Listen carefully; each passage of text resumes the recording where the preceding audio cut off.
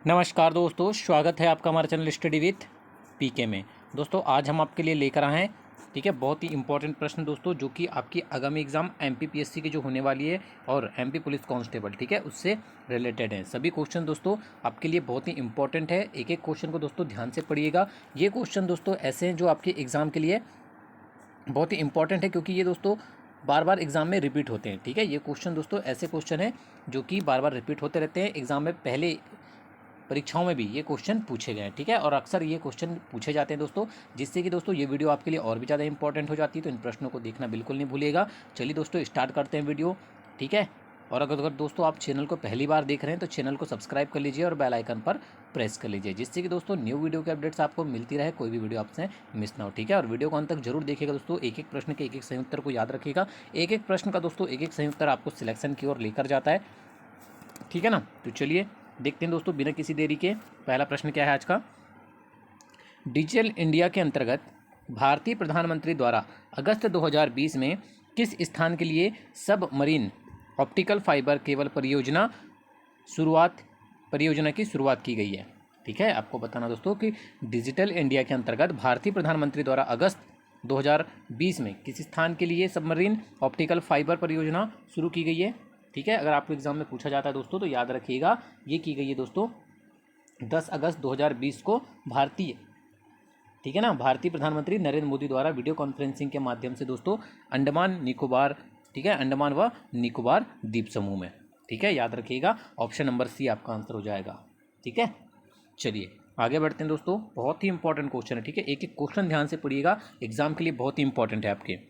वर्ष 2020 का शांति नोबेल पुरस्कार किसे प्रदान किया गया है। बहुत ही अच्छा क्वेश्चन है दोस्तों, आपको बताना है कि वर्ष 2020 का शांति नोबेल पुरस्कार किसे प्रदान किया गया है। ठीक है, अगर आपको एग्जाम में पूछा जाए दोस्तों तो याद रखिएगा कि 2020 का, ठीक है ना, शांति नोबेल पुरस्कार जो है वो दोस्तों वर्ल्ड फूड प्रोग्राम WEP को मिला है। वर्ल्ड फूड प्रोग्राम को प्रदान किया गया है, ठीक है ना, याद रखिएगा। तो आपका आंसर क्या हो जाएगा दोस्तों, option number B, world food programme. ठीक है, अगर एग्जाम में पूछा जाए आपको, और पूछा जा सकता है, ठीक है, संभावित क्वेश्चन है तो आपको ये क्वेश्चन पूछा जा सकता है, तो याद रहना चाहिए आपको कि वर्ल्ड फूड प्रोग्राम, ठीक है ना, WFP को 2020 का शांति नोबेल पुरस्कार प्रदान किया गया है। चलिए आगे बढ़ते हैं दोस्तों, नेक्स्ट क्वेश्चन देख लेते हैं क्या है। वर्ष 2020 में एशिया की सबसे बड़ी सौर ऊर्जा परियोजना का शुभारंभ किस राज्य में किया गया है। ठीक है, आपको बताना दोस्तों कि वर्ष 2020 में एशिया की जो सबसे बड़ी सौर ऊर्जा परियोजना है दोस्तों, इसका शुभारंभ किस राज्य में किया गया है। अगर आपको एग्जाम में पूछ लिया जाए तो आपको पता होना चाहिए दोस्तों, ये किया गया है मध्य प्रदेश में। ठीक है, याद रखिएगा, वर्ष 2020 में एशिया की जो सबसे बड़ी सौर ऊर्जा परियोजना की शुरुआत है वो मध्य प्रदेश के रीवा जिले में की गई है। ठीक है, आपको पता होना चाहिए किस राज्य में की गई है, तो मध्य प्रदेश राज्य में की गई है। अगर आपको पूछ लिया जाए कि मध्य प्रदेश राज्य के किस जगह पर या किस स्थान पर की गई है, तो याद रखिएगा रीवा। ठीक है ना, याद रखिएगा, रीवा जिले में इसका शुभारंभ किया गया है। ठीक है ना, सबसे बड़ी सौर ऊर्जा परियोजना का। ठीक है ना, आपको दोनों चीज़ पता होना चाहिए। चलिए आगे बढ़ते हैं दोस्तों। नेक्स्ट क्वेश्चन है हमारा, कोविड-19 महामारी में किए गए लॉकडाउन के दौरान किस राज्य सरकार द्वारा बच्चों की स्कूली शिक्षा के लिए हमारा घर हमारा विद्यालय योजना शुरू की गई है। मोस्ट IMP क्वेश्चन है दोस्तों, कोविड-19 महामारी में दोस्तों लॉकडाउन के दौरान किस राज्य सरकार द्वारा बच्चों की स्कूली शिक्षा के लिए हमारा घर हमारा विद्यालय योजना की शुरुआत की गई है। अगर आपको एग्जाम में पूछ लिया जाए याद रखिएगा, मध्य प्रदेश राज्य में यह योजना शुरू की गई है। ठीक है ना, हमारा घर हमारा विद्यालय। ठीक है, और कब शुरुआत की गई, अगर आपको पूछ लिया जाए कि कब की गई, तो याद रखिएगा 6 जुलाई 2020 को। ठीक है, 6 जुलाई 2020 से यह शुरुआत की गई थी योजना। ठीक है ना, याद रखिएगा। और दोस्तों इस योजना के अंतर्गत क्या होता था, ठीक है ना, ऑनलाइन कक्षाओं के माध्यम से ही बच्चों को घर में ही स्कूली शिक्षा प्रदान की जाती थी। ठीक है ना, चलिए आगे बढ़ते हैं, नेक्स्ट क्वेश्चन देख लेते हैं दोस्तों। नेक्स्ट क्वेश्चन क्या है, भारतीय संसद राज्य के किसी विषय पर कानून बनाने के लिए सक्षम है यदि। ठीक है, आपको बताना है कि दोस्तों भारतीय संसद जो है वो राज्य के किसी विषय पर कानून बनाने के लिए सक्षम है यदि। आपको 4 कंडीशन दी गई है, आपको बताना है कि कब सक्षम है। यदि अनुच्छेद 352 के अंतर्गत आपात स्थिति लागू हो, देश के 2 या 2 से अधिक राज्यों की विधानसभाएं इसका अनुरोध करें, राष्ट्रपति इस आशय का संदेश संसद को भेजे, या A और B दोनों। ठीक है, तो दोस्तों देखिए, भारतीय संसद किसी राज्य के विषय पर कानून बनाने के लिए सक्षम है, ठीक है ना, यदि अनुच्छेद 352 के अंतर्गत आपात स्थिति लागू हो, ठीक है ना। अनुच्छेद 352 के अंतर्गत अगर आपात स्थिति लागू होती है तो भारतीय संसद जो है वो राज्य के किसी विषय पर कानून बनाने के लिए सक्षम है। और दोस्तों देश के 2 या 2 से अधिक राज्यों की विधानसभा इसका अनुरोध करती हो, ठीक है, तब जाके भारतीय संसद जो है वो राज्य के किसी विषय पर कानून बनाने के लिए सक्षम है। तो आपका आंसर हो जाएगा ऑप्शन नंबर डी, ए और बी दोनों, ठीक है ना, याद रखिएगा। एक कंपनी के कर्मचारियों द्वारा एक ही स्थान में उपयोग किए जाने वाले अनन्य रूप से निजी नेटवर्क का वर्गीकरण होगा, ठीक है। आपको बताना है कि एक कंपनी के कर्मचारियों द्वारा एक ही स्थान पर, ठीक है, एक कंपनी के कर्मचारियों द्वारा एक ही स्थान में जो उपयोग किए जाने वाले अनन्य रूप का जो निजी नेटवर्क का जो वर्गीकरण है दोस्तों, ठीक है, वो क्या होगा, internet, local area network, wide area network या अपारनेट, ठीक है। तो ये होगा दोस्तों आपका लोकल एरिया नेटवर्क, ठीक है, क्योंकि एक ही कंपनी के कर्मचारियों द्वारा एक ही स्थान में उपयोग किया जा रहा है, ठीक है, इसलिए क्या होगा आपका ये लैन, लोकल एरिया नेटवर्क होगा, ठीक है ना, याद रखिएगा। भारतीय संविधान में अवशिष्ट शक्तियां किसको सौंपी गई है, ठीक है, अगर आपको एग्जाम में पूछा जाता है दोस्तों कि भारतीय संविधान में अवशिष्ट शक्तियां जो हैं वो किसे सौंपी गई है, तो आपका आंसर होगा दोस्तों, याद रखिएगा, केवल संघ संसद को, ठीक है, याद रखिएगा, ऑप्शन नंबर सी आपका आंसर हो जाएगा। भारतीय संविधान के अनुच्छेद, ठीक है, 248 के अनुसार ऐसे विषय जिनका वितरण तीनों अनुसूचियों में नहीं है, अर्थात अवशिष्ट शक्तियां, उनके संबंध में कानून बनाने का अधिकार संघीय संसद को दिया गया है, याद रखिएगा, ठीक है, आपको ये जानकारी पता होना चाहिए। चलिए दोस्तों आगे बढ़ते हैं, क्वेश्चन नंबर 58 देख लेते हैं। संघ लोक सेवा आयोग से जुड़े तथ्यों पर विचार कीजिए, ठीक है दोस्तों, आपको यूपीएससी से जुड़े तथ्य दिए गए हैं, 3 तथ्य दिए गए हैं, आपको इन पर विचार करके बताना है कि कौन सा कथन सत्य है, ठीक है, ये दिया हुआ है आपको, कौन सा कथन सत्य बताना है। आयोग के सदस्यों की नियुक्ति राष्ट्रपति द्वारा की जाती है, कार्यकाल 6 वर्ष या 65 वर्ष की आयु जो पहले आए वो होता है, राष्ट्रपति पद की अवमानना पर अध्यक्ष तथा सदस्यों को पदच्युत कर सकता है, ठीक है। आपको 3 कथन दिए गए हैं दोस्तों, आपको इन पर विचार करना है और बताना है कि कौन सा कथन सत्य है और कौन सा कथन असत्य है, ठीक है। देखिए दोस्तों, संघ लोक सेवा आयोग के सदस्यों की जो नियुक्ति है वो राष्ट्रपति द्वारा की जाती है, यह कथन बिल्कुल सत्य है आपका, ठीक है, ये कथन पूर्ण तरीके से सत्य है। दूसरी चीज़ दोस्तों, इनका कार्यकाल 6 वर्ष या 65 वर्ष की आयु जो पहले हो का होता है, ठीक है, ये भी सही है, या तो कार्यकाल 6 वर्ष का होना चाहिए या तो उनकी आयु 65 वर्ष हो जाए, जो पहले हो जाए दोस्तों, ठीक है ना। चलिए, ये भी कथन आपका पूर्ण तरीके से सत्य है। अब दोस्तों बचा ऑप्शन नंबर 3, मतलब कथन 3 बचा है कि राष्ट्रपति पद की अवमानना पर अध्यक्ष तथा सदस्यों को पदच्युत कर सकता है, ठीक है। तो दोस्तों ये भी जो है, ठीक है ना, कि राष्ट्रपति उसके कार्यकाल की अवधि पूरा होने से पहले पद की अवमानना अथवा अवैध कार्यों में लिप्त होने के लिए बर्खास्त कर सकता है, ठीक है। तो ये भी कथन जो है दोस्तों पूर्ण तरीके से आपका सत्य है। तो ऑप्शन नंबर सी आपका आंसर हो जाएगा, 1, 2 और 3 तीनों ही कथन सत्य हैं आपके, ठीक है, याद रखिएगा, अगर एग्जाम में पूछा जाता है तो आपको पता होना चाहिए।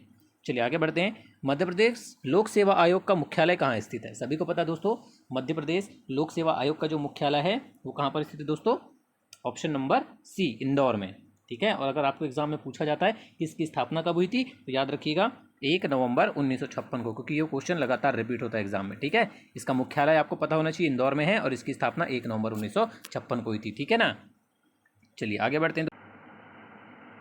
क्वेश्चन नंबर 60 है दोस्तों, आपको दिया गया है संविधान संशोधन अधिनियम और उसमें दिए गए उपबंध दिए हैं, ठीक है, आपको इसमें सुमेलित करना है, ठीक है दोस्तों। तो चलिए देखते हैं कौन सा संविधान के अंतर्गत कौन से उपबंध दिए गए हैं, ठीक है।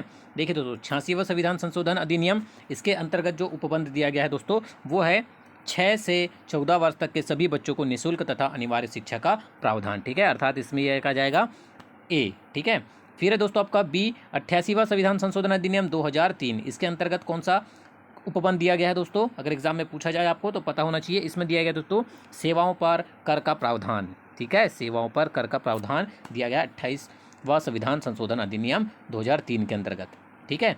फिर है दोस्तों आपका 96वां संविधान संशोधन अधिनियम 2011, ठीक है। तो इसमें आ जाएगा दोस्तों आपका उड़िया भाषा को ऑडियो, ठीक है, उड़िया भाषा को ऑडियो में परिवर्तित किया गया, ठीक है ना, यह आ जाएगा आपका सी। फिर दिया गया दोस्तों आपका 101वां संविधान संशोधन अधिनियम 2016, ये तो सभी को पता है दोस्तों, वस्तु एवं सेवा कर, ठीक है, जीएसटी का प्रावधान है 101वें संविधान संशोधन अधिनियम 2016 के अंतर्गत, ठीक है ना। तो यह आ जाएगा आपका डी, अर्थात ए का आ जाएगा आपका क्या 2, ये ए का 2, ठीक है 2, बी का आ जाएगा दोस्तों आपका 3, बी का 3, सी का आ जाएगा आपका 4 और डी का जाएगा 1। तो दोस्तों ऑप्शन नंबर ए आपका आंसर हो जाएगा। आपको पता होना चाहिए कि किस संशोधन अधिनियम, किस संविधान संशोधन अधिनियम के अंतर्गत कौन कौन से उपबंध दिए गए हैं, ठीक है।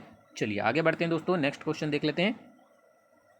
भारतीय संविधान के किस अनुच्छेद में राज्य की राजभाषा या भाषाएं अपनाने की प्रक्रिया है, ठीक है। आपको बताना है कि भारतीय संविधान के किस अनुच्छेद के अंतर्गत दोस्तों, ठीक है, राज्य की भाषा या भाषाएं अपनाने की प्रक्रिया है। तो दोस्तों अगर आपको एग्जाम में पूछ लिया जाए तो याद रखिएगा कि अनुच्छेद 345 के अनुसार, ठीक है, अनुच्छेद 345 के अनुसार किसी राज्य का विधानमंडल विधि द्वारा राज्य में प्रयोग होने वाली भाषाओं में से एक या अधिक भाषाओं को राजभाषाओं के रूप में अंगीकार कर सकती है, ठीक है ना। तो ऑप्शन नंबर ए आपका आंसर हो जाएगा 345, ठीक है। चलिए आगे बढ़ते हैं, नेक्स्ट क्वेश्चन देखते हैं। राज्य की दशकीय जनसंख्या वृद्धि दर में सर्वाधिक कमी किस संभाग में हुई, ठीक है। आपको बताना दोस्तों कि राज्य की दशकीय जनसंख्या वृद्धि दर में सर्वाधिक कमी किस संभाग में हुई है। अगर आपको एग्जाम में पूछा जाता है दोस्तों तो याद रखिएगा कि शहडोल संभाग में, ठीक है, शहडोल संभाग में सर्वाधिक कमी हुई है जनसंख्या वृद्धि में, ठीक है। याद रखिएगा ऑप्शन नंबर सी आपका आंसर हो जाएगा, ठीक है। चलिए आगे बढ़ते हैं।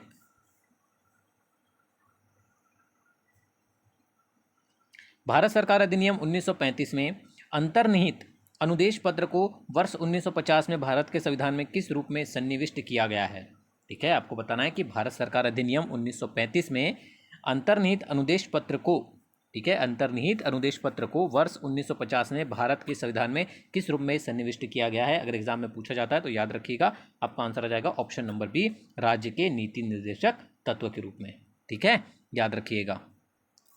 चलिए आगे बढ़ते हैं। वर्ष के चौथे और अंतिम grand slam tournament US open 2019 के पुरुष एकल का खिताब किसने जीता है, ठीक है। आपको बताना है दोस्तों कि वर्ष के चौथे और अंतिम grand slam tournament US open 2019 के पुरुष एकल का जो खिताब है दोस्तों वो जीता गया है दोस्तों राफेल नडाल के द्वारा, ठीक है। किसके द्वारा, राफेल नडाल के द्वारा जीता गया है, ठीक है ना। याद रखिएगा अगर आपको एग्जाम में पूछा जाता है तो।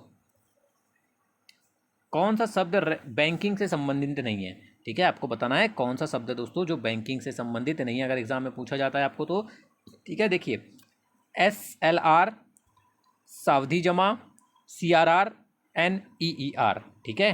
तो दोस्तों निम्नलिखित में से जो शब्द है जो बैंकिंग से संबंध नहीं है, देखिए आपका SLR, सावधि जमा और CRR ये तीनों ही आपके बैंकिंग से संबंधित है, ठीक है। जो आपका NEER है, ठीक है ना, ये जो है दोस्तों आपका बैंकिंग से संबंधित नहीं है, ठीक है ना। ये है जो है दोस्तों NEER, इसका जो फुल फॉर्म होता है वो होता है दोस्तों नॉमिनल इफेक्टिव एक्सचेंज रेट, ठीक है ना, नॉमिनल इफेक्टिव एक्सचेंज रेट। यह किसी देश की मुद्रा की अन्य देश की मुद्रा से तुलनात्मक माप को प्रदर्शित करता है, ठीक है, अर्थात यह बैंक से संबंधित नहीं है। चलिए आगे बढ़ते हैं दोस्तों, क्वेश्चन नंबर 66 है आपका, राष्ट्रीय बाल संरक्षण आयोग की स्थापना किस वर्ष की गई। अगर एग्जाम में पूछा जाता है दोस्तों तो आपको पता होना चाहिए कि राष्ट्रीय बाल संरक्षण आयोग की जो स्थापना है वो किस वर्ष की गई थी दोस्तों, वर्ष 2007 में, ठीक है। याद रखिएगा वर्ष 2007 में की गई थी, ठीक है ना। अगर एग्जाम में पूछा जाए तो आपको पता होना चाहिए, ठीक है दोस्तों। आपको ये भी पता होना चाहिए कि राष्ट्रीय बाल संरक्षण आयोग की जो स्थापना है वो संसद के एक अधिनियम बाल अधिकार संरक्षण आयोग अधिनियम 2005 के अंतर्गत मार्च 2007 में की गई थी, ठीक है ना, ये भी आपको पता होना चाहिए। चलिए आगे बढ़ते हैं दोस्तों, नेक्स्ट क्वेश्चन है, खेलो इंडिया यूथ गेम्स गुवाहाटी 2020 में मध्य प्रदेश कुश्ती अकेडमी के किस खिलाड़ी ने स्वर्ण पदक जीता। बहुत अच्छा क्वेश्चन है, बिल्कुल इंपॉर्टेंट क्वेश्चन है आपके आगामी एग्जाम के लिए, याद रखिएगा प्रियांशी प्रजापत ने जीता, ठीक है ना। खेलो इंडिया यूथ गेम्स गुवाहाटी 2020 के मध्य प्रदेश राज्य कुश्ती अकेडमी की प्रियांशी प्रजापति, ठीक है, प्रियांशी प्रजापत ने दोस्तों स्वर्ण पदक जीता, ठीक है ना। याद रखिएगा ऑप्शन नंबर डी, आपको नाम याद रखना है, बिल्कुल खिलाड़ियों से रिलेटेड क्वेश्चन आपको एग्जाम में देखने को मिलते हैं। संसार में सबसे व्यस्त और सबसे महत्वपूर्ण समुद्र मार्ग है, ठीक है। आपको बताना है संसार में सबसे व्यस्त और सबसे महत्वपूर्ण समुद्र मार्ग जो है दोस्तों वो है आपका ऑप्शन नंबर बी, ठीक है, उत्तरी अटलांटिक समुद्री मार्ग, ठीक है। संसार का सबसे व्यस्त और सबसे महत्वपूर्ण समुद्री मार्ग है, क्योंकि दोस्तों यह यूरोप और पूर्वी उत्तरी अमेरिका महाद्वीपों के विकसित क्षेत्रों को जोड़ता है। ठीक है, ये भी आपको पता होना चाहिए। ऑप्शन नंबर बी आपका आंसर हो जाएगा। ठीक है ना, चलिए आगे बढ़ते हैं दोस्तों धीरे धीरे। 69 नंबर क्वेश्चन है, लेटेराइट मिट्टी महत्वपूर्ण रूप से पाई जाती है। ठीक है, आपको बताना है कि लेटेराइट मिट्टी महत्वपूर्ण रूप से कहाँ पर पाई जाती है दोस्तों, बुंदेलखंड में पाई जाती है। ठीक है ना, याद रखिएगा, बुंदेलखंड में मुख्यतः पाई जाती है लेटराइट मिट्टी। चलिए 70 नंबर क्वेश्चन है, निम्नलिखित भारतीय राज्यों में से किस एक में वन क्षेत्र का उच्चतम अनुपात है। ठीक है, आपको बताना है कि वह कौन सा राज्य है, कौन सा भारतीय राज्य जिसमें दोस्तों वन क्षेत्र का उच्चतम अनुपात है। सभी को पता है दोस्तों वो कौन सा राज्य है। ठीक है, वो दोस्तों आपका मिजोरम। ठीक है, भारतीय राज्यों में वन क्षेत्र का जो उच्चतम अनुपात है दोस्तों वो मिजोरम में है। ठीक है, जो उसके कुल क्षेत्रफल का 90.38% है। ठीक है, याद रखिएगा। और अगर आपको दूसरा स्थान पूछा जाता है तो वो है दोस्तों लक्षद्वीप का। ठीक है ना, चलिए। और दोस्तों अगर आपको क्षेत्रफल के अनुसार, ठीक है ना, अगर आपको क्षेत्रफल के अनुसार पूछा जाएगा कि क्षेत्रफल के अनुसार सर्वाधिक वन क्षेत्र कहाँ पर स्थित है, कौन से राज्य में, तो वो आपका आंसर होगा दोस्तों मध्य प्रदेश में। ठीक है, अगर आपको क्षेत्रफल के अनुसार पूछा जाएगा तो। चलिए आगे बढ़ते हैं। निम्न देशों में से कौन सा एक स्थल रुद्ध है। ठीक है, आपको बताना है निम्नलिखित में से कौन सा एक स्थल रुद्ध है। अगर आपको एग्जाम में पूछा जाएगा तो याद रखिएगा दोस्तों बोलीविया। ठीक है, दक्षिण अमेरिका महादेश में अवस्थित बोलीविया देश एक स्थलबद्ध देश है। ठीक है ना, याद रखिएगा। ऑप्शन नंबर ये आपका आंसर हो जाएगा बोलीविया। चलिए दोस्तों 72 नंबर क्वेश्चन देख लेते हैं। 72 नंबर क्वेश्चन क्या बोल रहा है, पहला गुप्त शासक जिसने सिक्के जारी किए थे। ये क्वेश्चन दोस्तों बहुत बार रिपीट हो चुका है एग्जाम में, याद रखिएगा, चंद्रगुप्त प्रथम के द्वारा। ठीक है, चंद्रगुप्त प्रथम के द्वारा सोने के सॉरी पहला ऐसा गुप्त शासक था जिसने सिक्के जारी किए थे। ठीक है ना, अगर आपको एग्जाम में पूछा जाएगा तो आपको इसका आंसर पता होना चाहिए चंद्रगुप्त प्रथम। और दोस्तों आपको जानकारी पता होना चाहिए कि चंद्रगुप्त प्रथम को गुप्त वंश का वास्तविक संस्थापक माना जाता है। ठीक है ना, याद रखिएगा। इसने महाराजा धीराज की उपाधि भी धारण की थी, ये भी क्वेश्चन एग्जाम में पूछा जाता है। ठीक है, चलिए आगे बढ़ते हैं। मध्य प्रदेश का कौन सा शहर भारत के पश्चिम केंद्रीय रेलवे जोन का मुख्यालय है। बहुत ही इंपॉर्टेंट क्वेश्चन है दोस्तों। ठीक है ना, अगर आपको पूछा जाए कि मध्य प्रदेश का कौन सा शहर है जो भारत के पश्चिम केंद्रीय रेलवे जोन का मुख्यालय है, तो आपका आंसर होगा दोस्तों ऑप्शन नंबर ए जबलपुर। ठीक है ना, याद रखिएगा, ऑप्शन नंबर ए आपका आंसर हो जाएगा जबलपुर। और दोस्तों इस रेलवे जोन की जो स्थापना है वो कब की गई थी, अगर आपको पूछा जाएगा 2003 आपका आंसर हो जाएगा। ठीक है, निम्न में किस घटना ने इंग्लैंड के सम्राट को भारतीय प्रशासन को अपने अधीन कर लेने के लिए प्रेरित किया था। ठीक है, किस घटना ने किया था दोस्तों, एग्जाम में अगर पूछा जाता है तो याद रखिएगा 1857 में हुए सैनिक विद्रोह। ठीक है, सिपाहियों का जो विद्रोह था, इसके उपरांत 1858 के ई चार्टर एक्ट द्वारा भारत का शासन, ठीक है ना, कंपनी से सीधे इंग्लैंड के सम्राट ने अपने अधीन कर लिया था। तो ऑप्शन नंबर डी आपका आंसर हो जाएगा सिपाहियों का विद्रोह या सैनिक विद्रोह। चलिए आगे बढ़ते हैं। निम्नलिखित में से भारतीय राष्ट्रीय कांग्रेस के किस अधिवेशन में महात्मा गांधी ने कहा था, गांधी मर सकते हैं परंतु गांधीवाद हमेशा बना रहेगा। Most IMP question, the most IMP question. ठीक है, अक्सर एग्जाम में आपको देखने को मिलेगा कि निम्नलिखित में से भारतीय राष्ट्रीय कांग्रेस के किस अधिवेशन में महात्मा गांधी ने कहा था कि गांधी मर सकते हैं परंतु गांधीवाद हमेशा बना रहेगा। यह कहा था दोस्तों उन्होंने कराची अधिवेशन 1931 में। ठीक है, याद रखिएगा। और दोस्तों अगर आपको पूछा जाएगा कि कराची अधिवेशन की अध्यक्षता किसने की थी, तो आपको पता होना चाहिए दोस्तों ये की थी सरदार वल्लभ भाई पटेल ने। ठीक है, इसकी जो अध्यक्षता है वो सरदार वल्लभ भाई पटेल के द्वारा की गई थी। ठीक है ना, याद रखिएगा। निम्नलिखित में से कौन सा मध्य प्रदेश का राजकीय खेल है। बहुत ही ईजी क्वेश्चन है, सभी को पता है दोस्तों कि मध्य प्रदेश राज्य सरकार द्वारा 2013 में, ठीक है 2013 में आपको याद रखना है, मलखंभ को, ठीक है ना, राजकीय खेल घोषित किया गया था। ठीक है, ऑप्शन नंबर बी आपका आंसर हो जाएगा। ठीक है ना, चलिए आगे बढ़ते हैं। निम्नलिखित में से क्या राष्ट्रकूटों का सर्वाधिक चिरस्थायी योगदान है। ठीक है, आपको राष्ट्रकूटों का सर्वाधिक चिरस्थायी योगदान बताना है दोस्तों, वो कौन सा है। कन्नड़ काव्य की 3 कवि पंपा, पोन्ना और रान्ना तथा कैलाश मंदिर। ठीक है, कन्नड़ काव्य के 3 कवि पंपा, पोन्ना और रान्ना और तथा कैलाश मंदिर जो है वो राष्ट्रकूटों का सर्वाधिक चिरस्थायी योगदान है, याद रखिएगा। ठीक है ना, तो ऑप्शन नंबर बी आपका आंसर हो जाएगा। ठीक है, चलिए आगे बढ़ते हैं दोस्तों, 78 नंबर क्वेश्चन की ओर बढ़ते हैं। जैन साहित्य के बारे में कथनों पर विचार कीजिए और आपको बताना है कि कौन सा कथन सत्य है। ठीक है, चलिए दोस्तों कथन देख लेते हैं कौन कौन से दिए हैं आपको। ठीक है, 2 कथन दिए हैं, इनके बारे में बताना है आपको कौन सा कथन सत्य है और कौन सा कथन असत्य है। ठीक है, जैन के पवित्र ग्रंथ सिद्धांत या आगम के रूप में जाने जानते हैं। ठीक है, जैन के जो पवित्र ग्रंथ है वो सिद्धांत या आगम के रूप में जाने जाते हैं, ये पहला कथन है। अद्यतन जैन ग्रंथों की भाषा पाली की एक पूर्व बोली है जिसे अर्ध मगधी कहते हैं। ठीक है, आप दोनों कथन में बताना है कि आपको कौन सा कथन सत्य है और कौन सा कथन असत्य है। ठीक है, तो दोस्तों आपका आंसर हो जाएगा। ठीक है, देखिए जैनों के पवित्र ग्रंथ सिद्धांत या आगम के रूप में जाने जाते हैं। ठीक है ना, याद रखिएगा कि ये कथन जो है, ठीक है ना दोस्तों, बिल्कुल सत्य है। जैनों के जो पवित्र ग्रंथ है वो सिद्धांत या आगम के रूप में जाने जाते हैं। ठीक है ना, और दोस्तों जो अद्यतन जैन ग्रंथों की जो भाषा है वो प्राकृत है, पाली नहीं है। ठीक है, प्राकृत भाषा है, तो ये कथन आपका गलत हो जाएगा। तो केवल एक, ठीक है ना, तो आपका आंसर हो जाएगा ऑप्शन नंबर ए, केवल पहला कथन जो है वो सत्य है। सतना स्थित सीमेंट कारखाना किसके द्वारा स्थापित किया गया था। ठीक है, आपको बताना है कि सतना में जो स्थित सीमेंट कारखाना है दोस्तों वो किसके द्वारा स्थापित किया गया है। अगर आपको एग्जाम में पूछ लिया जाए तो आपको पता होना चाहिए बिरला कॉरपोरेशन के द्वारा इसकी स्थापना की गई है। ठीक है ना, याद रखिएगा। और कब स्थापित किया गया था दोस्तों।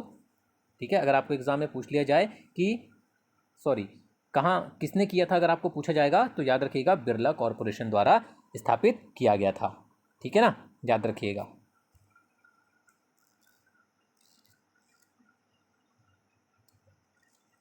मध्य प्रदेश शासन ने कितने औद्योगिक इकाई केंद्र स्थापित किए हैं। ठीक है, आपको बताना है कि मध्य प्रदेश शासन ने कितने औद्योगिक इकाई केंद्र स्थापित किए हैं। तो दोस्तों आपको याद होना चाहिए कि वो किए हैं आपके 26। ठीक है, 26 इकाई केंद्र स्थापित किए हैं, जिसमें दोस्तों 6 केंद्र भारत शासन द्वारा स्वीकृत हैं। ठीक है ना, याद रखिएगा मध्य प्रदेश शासन ने तो 26 औद्योगिक इकाई केंद्र स्थापित किए हैं, जिसमें भारत शासन द्वारा स्वीकृत कितने हैं, 6। आपको दोनों चीज़ याद रखना है। ठीक है ना, चलिए आगे बढ़ते हैं। राज्य में कौन सी उद्योग संवर्धन नीति लागू है। बहुत ही अच्छा क्वेश्चन है दोस्तों। ठीक है, याद रखिएगा कि मध्य प्रदेश राज्य में उद्योग संवर्धन नीति 2014 लागू है। ठीक है, ऑप्शन नंबर सी आपका आंसर हो जाएगा। राज्य में कौन सी उद्योग संवर्धन नीति लागू है, 2014। ठीक है ना, याद रखिएगा। आगे बढ़ते हैं दोस्तों। पाषाण काल से संबंधित भीमगेटका की गुफाएं कहाँ स्थित है। सभी को पता है दोस्तों भीमगेटका की जो गुफाएं हैं, बिल्कुल कई बार एग्जाम में पूछा जाता है, रायसेन जिले में स्थित है। ठीक है ना, याद रखिएगा। और दोस्तों अगर आपको एग्जाम में पूछा जाता है कि भीमबेटका को यूनेस्को द्वारा कब विश्व धरोहर स्थल के रूप में घोषित किया गया था, तो दोस्तों याद रखिएगा 2003 में। ठीक है, ये भी क्वेश्चन एग्जाम में बार बार पूछा जाता है। प्रसिद्ध मंदसौर शिलालेख का संबंध औलिकर वंश के किस शासक से है। ठीक है, प्रसिद्ध मंदसौर शिलालेख का जो संबंध है दोस्तों वो किससे है, बंधु वर्मन से। ठीक है, औलिकर वंश के किस शासक से है, बंधु वर्मन से है, याद रखिएगा। ठीक है, चलिए। और दोस्तों अगर आपको पूछा जाए कि औलिकर वंश की स्थापना कब की गई थी, तो याद रखिएगा औलिकर वंश की जो स्थापना दोस्तों मध्य प्रदेश के मालवा क्षेत्र में 350 ईस्वी में जय वर्मन द्वारा की गई थी। ठीक है ना, जय वर्मन द्वारा की गई थी, और इसकी जो राजधानी थी वो क्या थी, मंदसौर थी। ठीक है ना, चलिए 84 नंबर क्वेश्चन की ओर बढ़ते हैं। मध्यकाल में बुंदेला वंश की राजधानी थी। ठीक है, आपको बताना है मध्यकाल में बुंदेला वंश की जो राजधानी थी दोस्तों वो थी ओरछा। ठीक है, याद रखिएगा ओरछा थी। चलिए आगे बढ़ते हैं। नारंग कप किस खेल से संबंधित है। ठीक है, आपको अक्सर एग्जाम में पूछा जाता है दोस्तों नारंग कप किस खेल से संबंधित है। ठीक है, तो याद रखिएगा आपको नारंग कप जो है वो आपका बैडमिंटन से संबंधित है। आपको खेल और उससे संबंधित कप या जो पुरस्कार हैं वो पूछे जाते हैं दोस्तों अक्सर। आपको पता होना चाहिए कि नारंगी कप जो है वो बैडमिंटन से संबंधित है। ठीक है, चलिए आगे बढ़ते हैं दोस्तों। 1 वाट घंटा किसके बराबर है। ठीक है, आपको बताना है दोस्तों कि 1 वाट घंटा किसके बराबर होता है। आपको एग्जाम में पूछा जाएगा, तो याद रखिएगा दोस्तों ये होता है आपका 3600 जूल के। ठीक है, 1 वाट घंटा 3600 जूल या 3600 जूल के बराबर होता है। ठीक है, अगर एग्जाम में पूछ लिया जाए तो याद रखिएगा। एकलव्य पुरस्कार राज्य की सरकार द्वारा प्रदान किया जाता है। सभी को पता दोस्तों कि एकलव्य पुरस्कार जो है मध्य प्रदेश सरकार द्वारा ठीक है ना। 19 वर्ष से कम आयु के ऐसे खिलाड़ियों को दिया जाता है जिन्होंने विगत 5 वर्षों में से न्यूनतम 2 वर्षों में राष्ट्रीय अथवा अंतर्राष्ट्रीय खेल प्रतियोगिताओं में प्रदेश का नेतृत्व किया हो। ठीक है ना। तो आपका आंसर हो जाएगा option number C, Madhya Pradesh. और इसकी शुरुआत अगर आपको पूछा जाए दोस्तों कि एकलव्य पुरस्कार की जो शुरुआत है कब की गई थी, तो याद रखिएगा 1994 में की थी। ठीक है ना। बहुत ही इंपॉर्टेंट क्वेश्चन है दोस्तों, एग्जाम में अक्सर ये क्वेश्चन देखने को मिलेगा आपको। भू स्थिर उपग्रह का आवर्तकाल होता है, बहुत ही अच्छा क्वेश्चन है दोस्तों। भू स्थिर उपग्रह का जो आवर्तकाल है दोस्तों, याद रखिएगा ये होता है 24 घंटे का। ठीक है, ऑप्शन नंबर ये आपका आंसर हो जाएगा, 24 घंटे का आवर्तकाल होता है भू स्थिर उपग्रहों का। बड़े बैकअप डेटा को संग्रहित करने के लिए निम्नलिखित में से किस संग्रहण डिवाइस का उपयोग किया जाता है? आपको बताना दोस्तों कि बड़े बैकअप डेटा को संग्रहित करने के लिए निम्नलिखित में से किस संग्रहण डिवाइस का उपयोग किया जाता है। अगर एग्जाम में पूछा जाता है तो याद रखिएगा। ठीक है ना। बड़े बैकअप डेटा को संग्रहित करने के लिए चुंबकीय टेप स्टोरेज डिवाइस का उपयोग किया जाता है।